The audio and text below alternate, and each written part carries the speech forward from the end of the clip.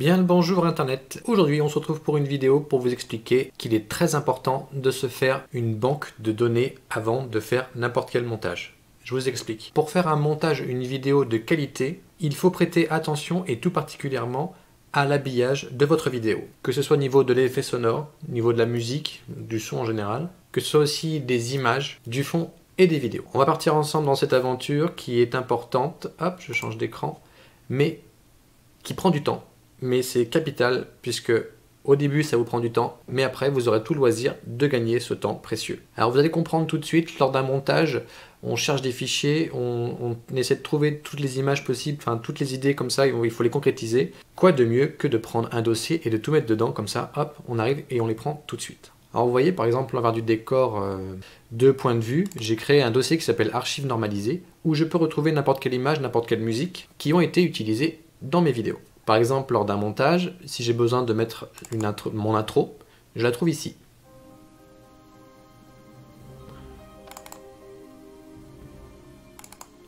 Voilà. Donc j'ai plus qu'à faire un copier-coller et pouf, je peux la mettre. J'ai fait aussi une version courte.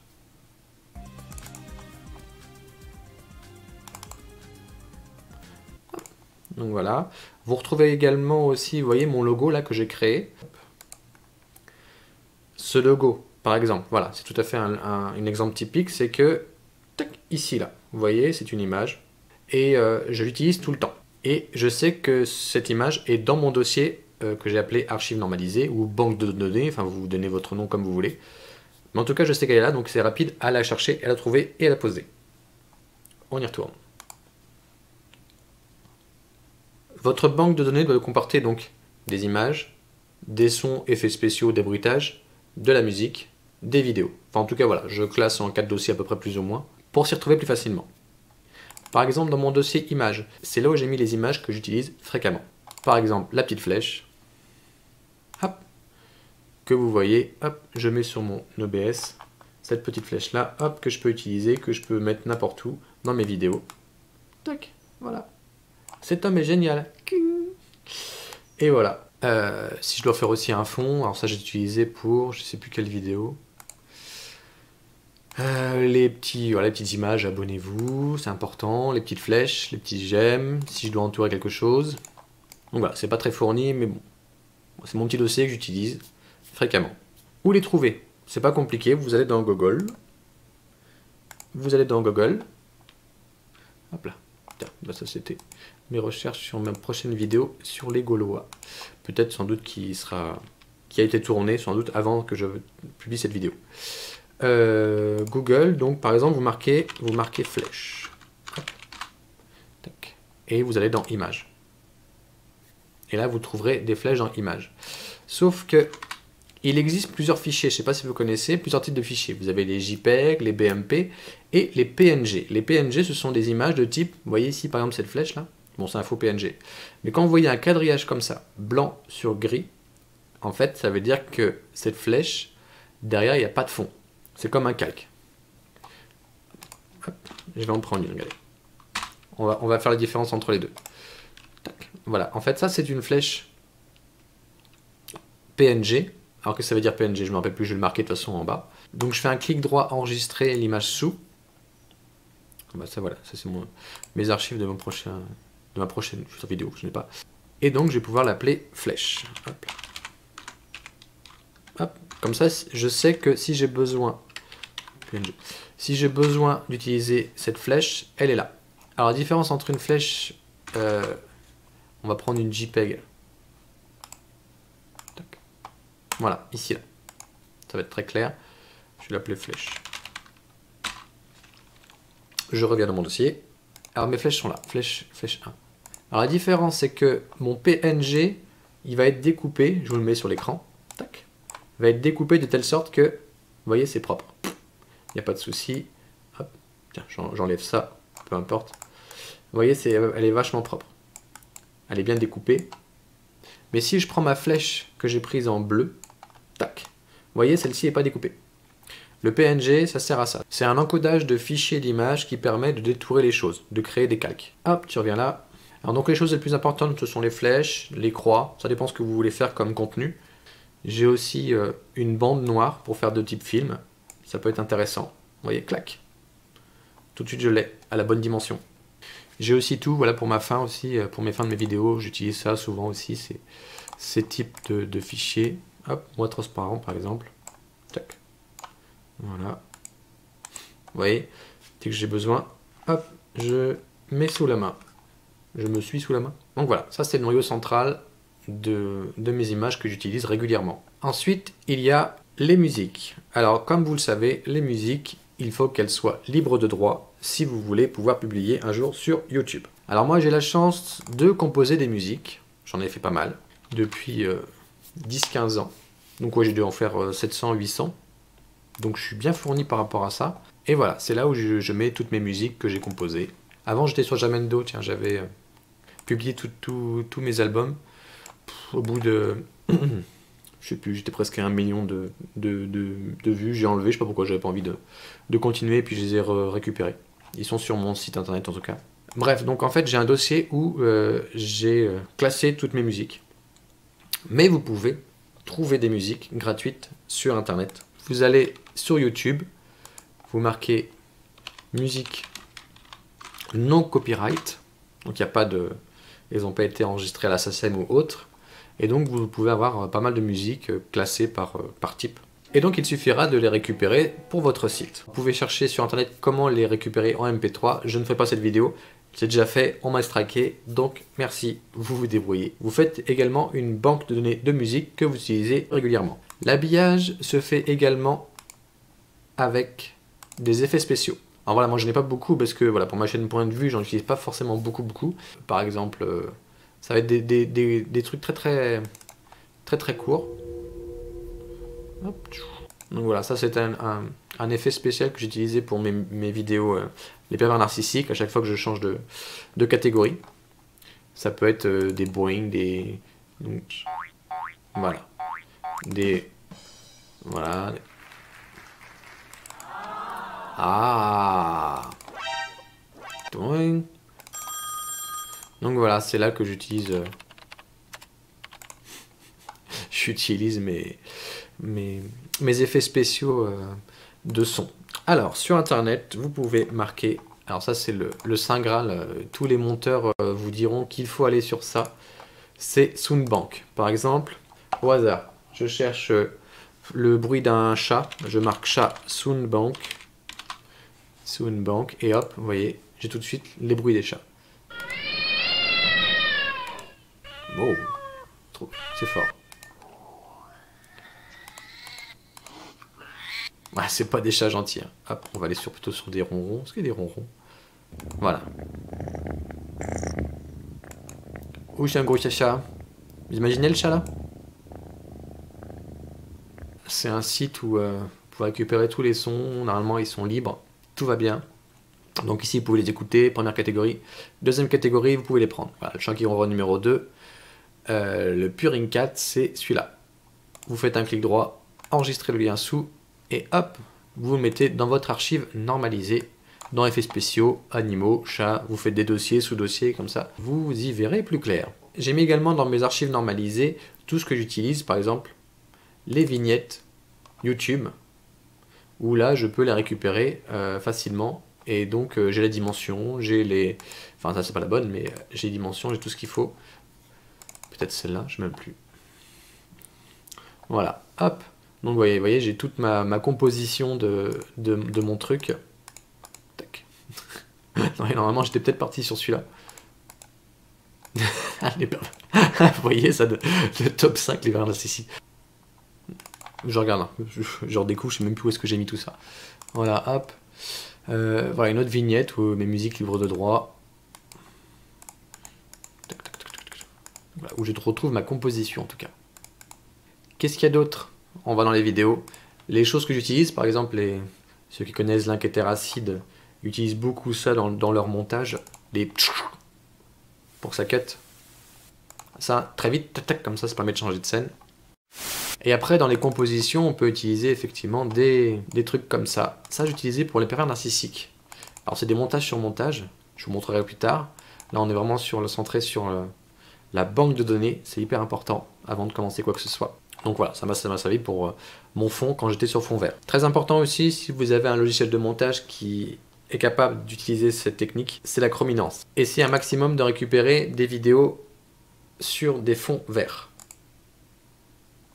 Donc vous voyez, par exemple, voilà, on va utiliser ça. S'abonner, tac, la petite cloche, c'est ce que j'utilise sur fond vert. Vous voyez, je suis sur un logiciel OBS, c'est juste pour mon captage d'écran, parce que je voulais le faire, c'est beaucoup plus rapide. Donc voilà, pour vous expliquer, là c'est les différentes sources que j'ai, c'est-à-dire ici c'est mon logo, ici c'est ma caméra, hop, je peux l'enlever, la remettre, et ma capture d'écran qui est ici, hop là. Et donc là ici j'ai importé juste mon fond vert, ici, que je peux mettre en boucle, peu importe, comme ça on le verra. Je vais cut le son, c'est un peu fort. Alors, sur ce, la chrominance, c'est ceci. Si votre logiciel de montage permet d'avoir de la chrominance, ça va vous permettre d'enlever n'importe quelle couleur. Hop. Par exemple, ici, je vais enlever, en fait, mon image a enlevé tout le vert. Bon, bref, on verra quand on en sera rendu au logiciel de montage, parce que ça, c'est pas du tout un logiciel de montage, c'est juste un logiciel de captage vidéo. On verra comment fonctionne la chrominance. Mais vous voyez, maintenant, c'est beaucoup plus propre. Hop là. Vous voyez mon truc? Tout le vert est parti. Voilà, en fait, donc, on va retourner à notre banque de données. Hyper important de faire un dossier archive normalisé ou banque de données pour que vous puissiez piocher dedans. Alors, toutes les images, toutes les vidéos que vous allez utiliser que en one shot, que sur une vidéo, vous les mettez dans votre dossier. Par exemple, moi j'ai classifié comme ça. Alors, tac. J'ai fait un fichier où j'ai toutes mes vidéos de ma chaîne. Pour l'instant, il y en a 61. Il y en aura d'autres, bien sûr, ça c'est clair. Où je peux les récupérer en HD, etc. Enfin, elles sont de très bonne qualité. Voilà. Et j'ai aussi un autre document où je garde mes autres fichiers qui m'ont servi à faire la vidéo. Alors, pas tout. Parce que là, vous voyez, sur mes 53, ouais, je dois avoir une soixantaine de dossiers.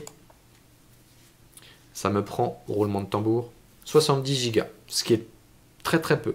Parce que j'ai pas gardé les rushs. J'ai pas gardé les rushs que j'ai tourné face cam. J'ai pas gardé les rushs que j'ai tourné à l'extérieur.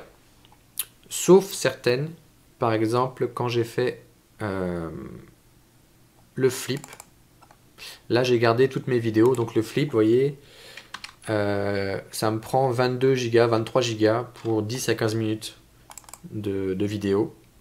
Où là j'ai vraiment, vous voyez, c'est très très important de pouvoir, quand vous faites des vidéos, de classifier tout pour tout retrouver. On va pas mettre tout dans un seul fichier. Parce que vous voyez, si j'avais tout mis, je reprends les flips. Là, j'ai 725 fichiers. Si j'avais tout mis dans un seul fichier, je passerais trois plombes à récupérer telle ou telle image. Donc voilà, j'ai bien catégorisé chaque moment. Alors je vous invite à regarder cette vidéo. Le flip, c'est local, c'est une vidéo sur Parthenay, mais ça va vous permettre de voir tout le... C'est sympa quoi. J'avais même, vous voyez, j'avais même fait une vidéo face cam que j'ai pas utilisée. Enfin, il y a plein de rushs aussi que vous n'allez pas utiliser. Mais vous le faites quand même. Et nous allons découvrir ensemble le flip. Voilà, le Festival ludique international de Parthenay. Voilà, j'ai gardé quelques rushs parce que ça va me permettre peut-être de récupérer pour d'autres vidéos. Donc voilà, j'avais fait des interviews et tout. Ça c'est rigolo. C'est rigolo de revoir les rushs, parce que je me rappelle, j'avais fait le tour aussi. Hop. Vous avez vu, tiens. Bon, ça sera sur notre vidéo, mais quand on est sur un tournage à l'extérieur, n'hésitez pas à faire un maximum de plans de droite à gauche. Là, vous voyez, je sais très bien que quand j'appuie sur play, c'est pas ce que je vais utiliser. Et là, je vais utiliser top, je bouge plus. Hop. Voilà, c'est tout. Parce que je sais très bien que je vais utiliser juste, même pas 1 ou 2 secondes de cette vidéo dans mon montage. Faut vraiment être à l'économie à peu près. Faut essayer de prendre un maximum de plans, mais être à l'économie. Bref, voilà, en fait j'ai gardé ça parce que voilà, j'ai peut-être utilisé pour d'autres trucs. Mais sinon, essentiellement, j'enlève tout, donc les gros fichiers, vous voyez, Les gros fichiers, donc ils sont... bon là on voit pas. Parce que ça, j'ai généralement fait des one-shots. Mais des fois c'est des gros fichiers vidéo qui prennent 1 ou 2 gigas. Quand je sais que ma vidéo est tournée, montée, et que je sais que je vais pas y retourner dessus, je supprime. Parce que sinon je serais rendu à 12 Tera, 13 Tera de vidéo. Donc je reviens à mes moutons. Quelques minutes avant, je vous ai dit, votre dossier, je vous propose, hein, bien sûr, vous faites comme vous voulez, vous faites un dossier d'archives normalisé, mais sinon, sur chaque vidéo, vous pouvez faire un dossier pour chaque vidéo. Par exemple, au hasard, couleur de Bretagne, donc une vidéo voilà, que j'ai utilisée, que j'ai faite il n'y a pas longtemps, où là j'ai mis plutôt des images, par exemple, que je vais utiliser que dans cette vidéo, et que je repioche dans ce dossier-là. Voilà, j'avais parlé d'Alexis Leborgne, qui est un artiste. Au hasard, je vais prendre par exemple les premières vidéos sur la surdouance. Là, c'est là où j'ai mis mes images que j'utilise que particulièrement pour cette vidéo. 50 faits pour le corps humain, voilà un autre exemple sur les 50 faits insolites pour le corps humain. Là, je les ai vraiment séquencés, par exemple sur le cerveau, c'est mes images que sur le cerveau, sur les yeux, mes images que sur les yeux, etc. La ZIC que j'avais aussi créé spécialement pour cette particularité.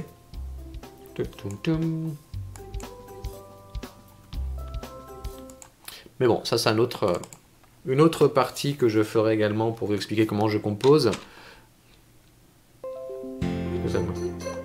Donc ça c'est le MIDI. Bref, c'est bien dégueulasse comme son, mais bon. Je vous expliquerai tout ça si ça vous intéresse. Dernière particularité, si vous n'arrivez pas à trouver un son particulier qui vous intéresse et que vous ne trouvez pas du tout sur la toile, eh ben écoutez, faites-le. Par exemple, je peux utiliser moi Cubase pour faire des bruits de cymbales, des choses comme ça, des trucs que je ne trouve pas forcément. Donc voilà, c'est un logiciel que j'utilise pour la création de mes musiques. Bon, on va créer ça. Et donc là-dedans, il y a des trucs hyper intéressants. Vous voyez, des bruits de cymbales. Ça peut être intéressant, ça aussi. Pour certaines vidéos. Wood. Hop là.